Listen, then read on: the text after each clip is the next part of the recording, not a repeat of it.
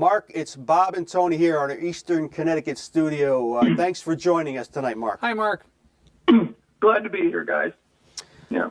Thanks for calling in, Mark. We already went through a little bit of your background, and it's been a fascinating career. And we told them about your background in Missouri, about you playing your career in Missouri.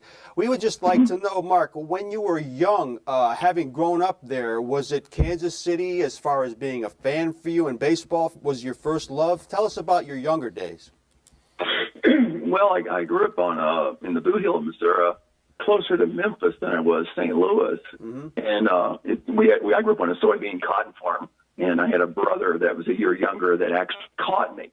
And he played at Mississippi State, and he got drafted twice, and he chose not to play. And then our team would have been St. Louis Cardinals.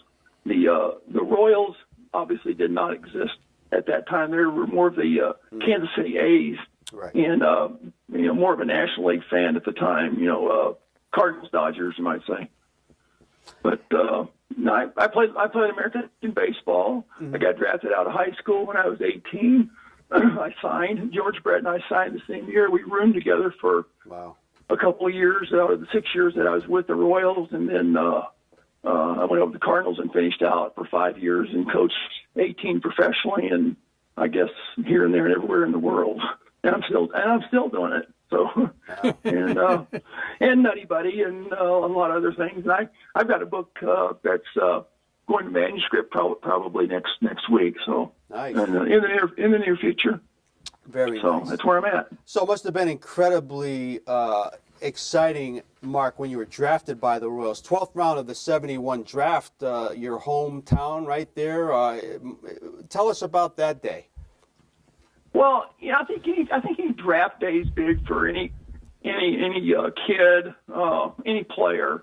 It was just a lot of excitement, and 12th round's not really that big in depth. I didn't know any better, and I guess you might say I had to, basically beat the odds, because the odds are really stacked against you going to the big leagues, and I didn't know, nor did I care at that time, and all I wanted to do was play baseball, and I went to Billings my first year, and we had mainly a lot of California boys, and I was a real Midwest farm boy, and I don't think these guys had ever seen one of these guys like me. I'd never seen too many of them either, but it worked out pretty well, and I went to instructional league, and the funny thing is I went to the big leagues. I wasn't even on the 40-man roster, and I kind of came out of nowhere because I'd done this visualization thing, and I basically learned how to focus. And I went to AAA.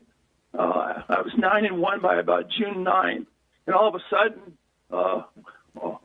they had all these rules and regulations that I never really cared about, and somebody was probably going to claim me, and I'm in the big leagues, starting against Baltimore on my debut. And they didn't know me, and I didn't know them, and Fran Healy caught me, and I went 6 1/3 innings and gave up a run, and that was fine. And then I had to go back home and face the Oakland A's and found out what real baseball was like.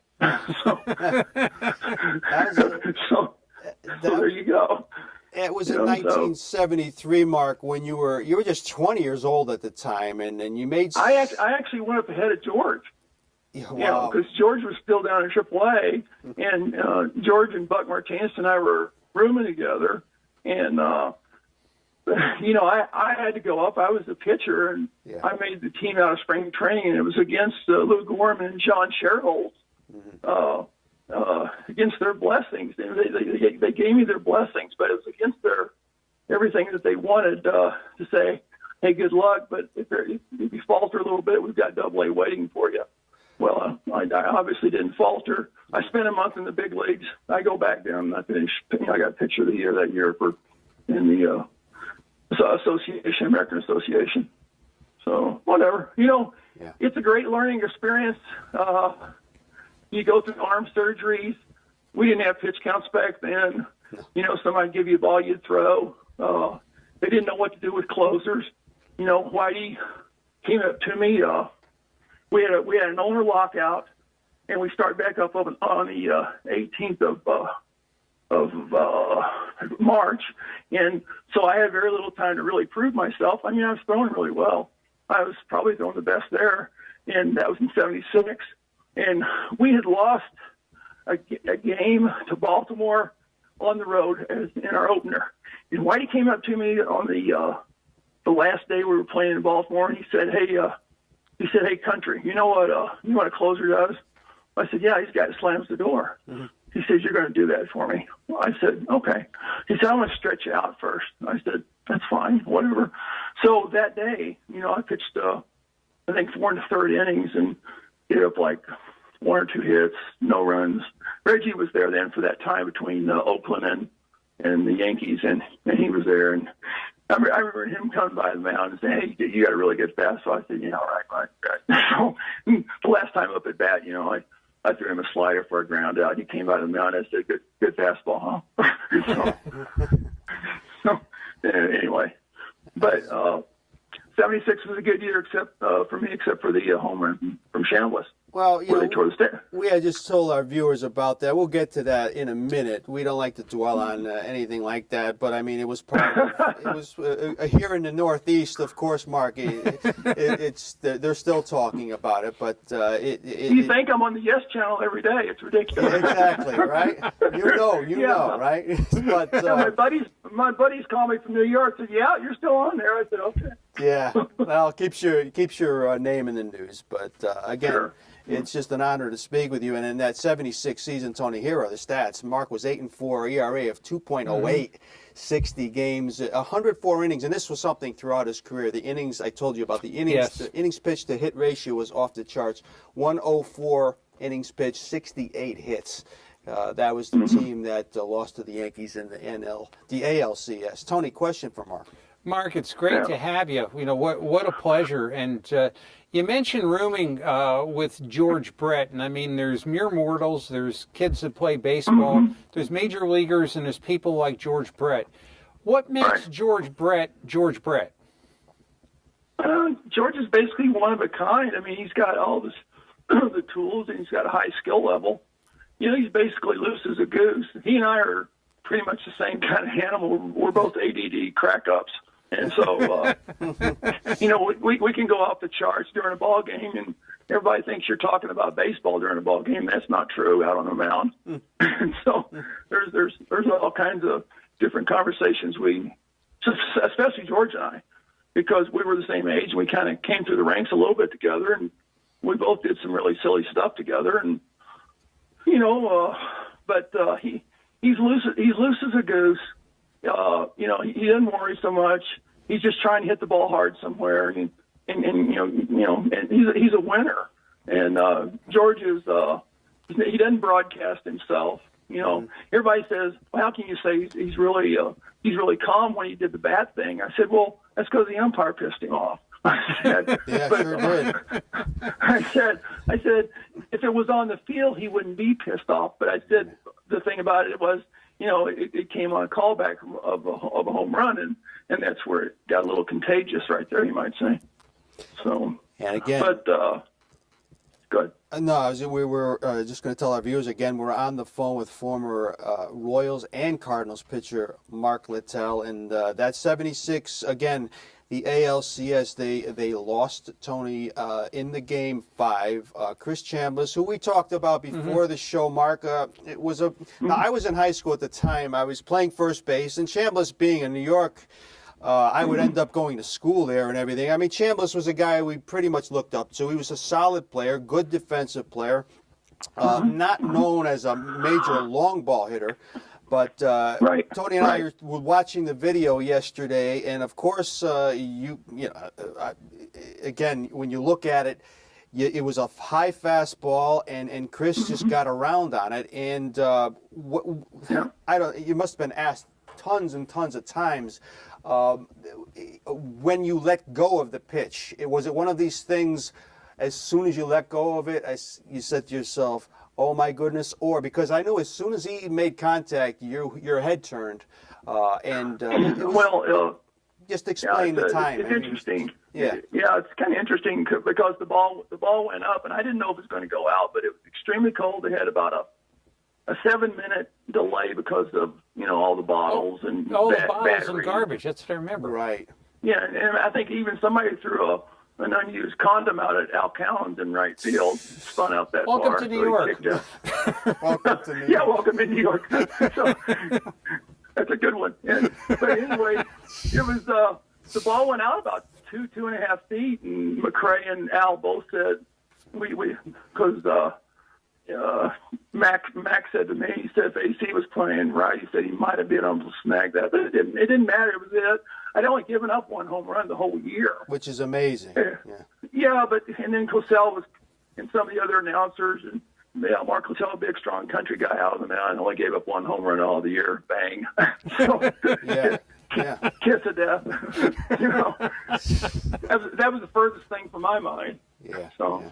but I can go into New York, and I remember trying to get a cab there the year after because of all the fans out at the New York Sheraton, and the bellman said to me, he said, "What's wrong, Mark?" I said, "I'm trying to get a cab," and he said, "I'm meeting a friend," and he said, "Well, come around here." So we went to the side, the back, the corner, and he whistled the cab forward. And the cab driver comes up, and I said, "Hey, thanks." I get in the cab, and the guy says, looks at me, he says, "Hey, you Mark Littell?" And I said, "Right." He said, "Hey, ride on me." "No problem, bitch." So, I couldn't believe that. That's New York, and again, maybe because of the personality you had and the loose type of personality you possess, Mark, it probably helped you because we know guys that things like that have happened, Tony. Yeah. Could affect a guy down the road. But when Mark went on to have an incredible 4 seasons after that with seemingly no mental deficiencies because of it or anything like that, Mark, did you use it to your advantage? I mean, did it become something like an incentive because it didn't bother you at all? Well, the one thing I always took to heart was Bob Gibson saying that he never ever talked to hitters because I never ever wanted anybody to know my personality. And I'd have balls get away from me or maybe glide into somebody's ribs every once in a while, but they'd say, "Hey, this guy kind of throws hard and he's kind of a sick puppy, so he didn't talk to me in vehicle except my own guys that I was playing with, teammates." So, but I just went forward and tried to do everything that I could because that's exactly where I wanted to be ever since I was a little boy. Yeah. It started at age 6. Well, and the stats continued to be incredible. Even after you were traded to St. Louis, the innings pitched to hit ratio was incredible right up to 1980, and we'll get to that in the middle, the transition to St. Louis. Tony. And Mark, watching those playoff games with the Royals and the Yankees and Billy Martin in the dugout and Brett and Nettles, and I mean, were you guys really at each other's throats, yelling and screaming at each other every minute, every inning? I mean, what was it like? I think we were just playing the game. We don't really yell at each other so much. I mean, unless you're going in hard to the bag like Nettles went over on George at third at one time. And then they started duking it out. But they're not going to throw anybody out of a ball game because, hey, it's playoffs or the World Series or whatever. It's a big game. Yeah. And you got two big players right there. But, baseball is a kinesthetic awareness, touch feel type thing. It's not a football thing where more is better. It's not like that. You got to be really loose out there, and you've got to be focused to what you want to do. Yeah. So you've got to go after the task and just keep it really simple. I mean, really simple. So, I had fun between the lines. The one place I could relax during the middle part of my career on was actually between the lines. Nobody could call you. Nobody could talk to you. True. You were just yourself out there. You're by yourself. Yeah. It was basically you, a catcher, the hitter, and God. So there you go. So it's pretty simple. Yeah. And you say, hey, I want to get an out. And, if the guy hits a line drive, he hits a line drive. Yeah. If he great attitude. hits it on the ground, I hope they make the play. Yeah. So again, it's a very simple sport. I think a lot of people make it extra hard, though. sometimes. Yeah, totally agree. Tony and I talk about that a lot. And, of course, Tony, the Yankees were the Royals' nemesis 2 years in a row, losing 3 games to 2. And then, of course, in '78, Mark finds himself in St. Louis. What did you think after the trade, Mark? I mean, you weren't going too far, but to a different league. What was the attitude on your part after a trade? Well, you know, I had close ties to Kansas City because they drafted me, and I came up through the ranks in the minor leagues and to the major league level and made a mark. And if I was going to go anywhere, that was a good place, St. Louis, because, you know, not because, you know, you want to be a Cardinal all the time. You know, the fans were really good. I did know that. If you want to play Cardinal baseball, you've got to be pretty darn good to step onto that field. They're very critical in a sense, and they'll let you know real quick. But they'll pull for you pretty well at the same time. But St. Louis was a good town to me. Kansas City was a good town. Both of them were great. You know, it was pretty simple. It's just that we had to change a manager so quick. I remember Vern Rapp wanted me to start, and I said, "Are you kidding me?" And so I start the first 2 games, and I still hold a record. I think ESPN or somebody called me like 4 years ago, and your record's about to fall. And I said, "What record?" And so it was Rosenthal single season strikeout record for relievers. I said I didn't even know they made that one up. So anyway, I still hold this record. And you sit there and you look at this century list that they have on there, and you look at Gibson and Musial and McCarver and all these guys, then you see the name Littell. I think it's fun to get. So 78, 130 strikeouts, Tony, and just about 100 innings pitched. That's incredibly impressive. Well, he missed it, so I said, he missed it. He missed the mark, so I said, well, try again, so whatever. So. That is something. And again, we're on the phone with former Major League pitcher Mark Littell. Tony. You know, and Mark, Bob and I always talk about pitch counts and 3 pitchers to finish a game and, you know, pitchers being babied. You hurt your arm, which, you know, shortened your career. What's the right answer here? Do you get better by throwing, as some people say, or should pitchers be regulated?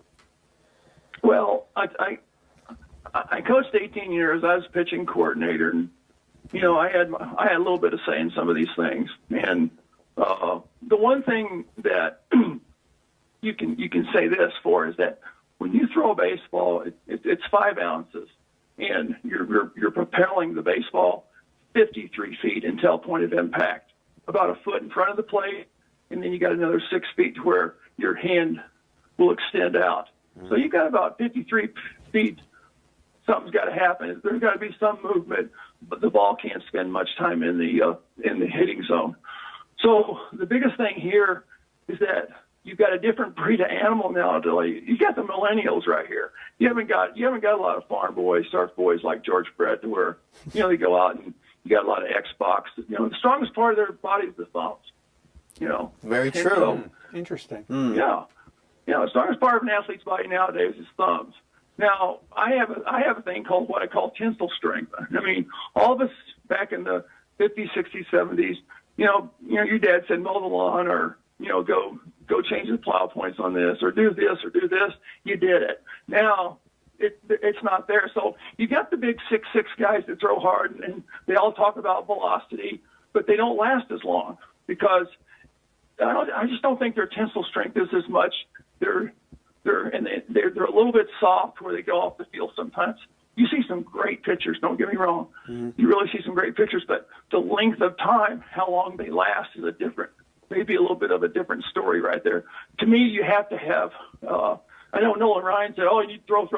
But if you ask these guys to throw, they break down immediately. And that's why we have so many Tommy Johns nowadays with kids. Yeah. We have tons. And you got the daddy ball, and they're playing too much. And especially out here in Arizona where I'm at, they play all the time, and so these kids are burned out, and they really don't want to play baseball sometimes by the age of 14 or 15 anymore. True. So it's a yin and a yang thing here, and it's purely an individual too. It's a lot of like the education system. It's parenting. You gotta set the tone for a little bit with what your son wants to do. And I think I don't know if I answered your question, because you can sit out there and say, well, what should the pitch counts be? Should it be 65, 75, 85, and don't push them over 100 at certain points? Yeah. But you see the high school guys, they sit there and they say, oh, well, big league guys do it. I said, well, these aren't big league ball players. They're totally they're eons away from being a big league ball player, or having a big league arm. So you have a lot of breakdowns at that point. So well, you've answered it well. In the 82 season, your last year in the majors, Mark, you had only pitched 16 games for the Cardinals, but they won a world championship. I mean, was that a frustrating year for you? I mean, there had to be some joy, but it also probably was a little frustrating for you at times. Well, my arm was pretty much basically shot, and Whitey Herzog gave me a big break by keeping me around as long as I did. He did, and I just could not respond. And we were in Chicago, and he told me, "Hey, Mark, would you still stay in the organization? But rather than giving you a release, I want you to stay in the organization and see if something develops." And I know Whitey very well because I played with him in Kansas City and St. Louis and hunted and fished with him and everything else. And he knew me, and there was no BS right here. It was pretty much But what a great team. They were pretty much they're real firecrackers, the guys that they had out there. I think McGee made a big change also for that team out in center. And, of course, you had George Hendrick, and then you had Ozzie, plugged up a big hole right there. And Darrell Porter had come over to us, and the pitching, stayed the course. And then with Suter out there to slam the door, I said that's pretty much – there's your winning team right there. You've got 3 starters, you've got a closer. That's all you need. The 4th and the 5th fall in line sometimes. Yes. So, and if you got 3 starters that can do it, and then you got a real closer, you're going to go somewhere. And I know Whitey has said this many times. I've heard him say it. He said you got to build your team around your closer and your bullpen a little bit more. And he meant closer more. He said closer so many times because if you don't have a closer, you can, kiss it goodbye. Yeah. I mean, you really can. And you got to have somebody who can just come out there and say, hey, game's over. How many pitches am I going to throw to you? 4 or 5. Let's get off the field. That's pretty much the way it is. So you're that sure of yourself. So you're performing 9.5 out of 10 times. You've got to be, doing your job to be that really top-notch closer. So that's the big deal right there. Yeah, it sure was. And it was some team, Tony, in St. Louis. You look at some of the names. I'm looking at Gary Templeton and Hernandez and Vukovic and some older guys like your Darryl Knowles and Jim Cott were still around. And so it was a special team. And I know, Tony, you wanted to ask Mark a little bit about his post-playing career. Yeah, and Mark, the Nutty Buddy, how was that developed? I was reading this and I was thinking to myself, man, this is really something good rather than those old Russian nose guards we used to wear. Apologies to the children and women in the audience. Yeah, no, they're all V-shaped, the old ones, and mine's basically anatomically correct. And I kind of look at things in 3D in a sense, and there's been some people say that, and so the Nike guy said, "You have an IDSA award," and I said, "Yeah, I do." And he says, "I have an IDSA award. I'm the only guy with Nike that has an IDSA award, Industrial Design Society of America." I said, "That's cool." And I told him, I said, I was the only one too, and we both laughed. It was Nutty Buddy. So you got Nike versus Nutty Buddy.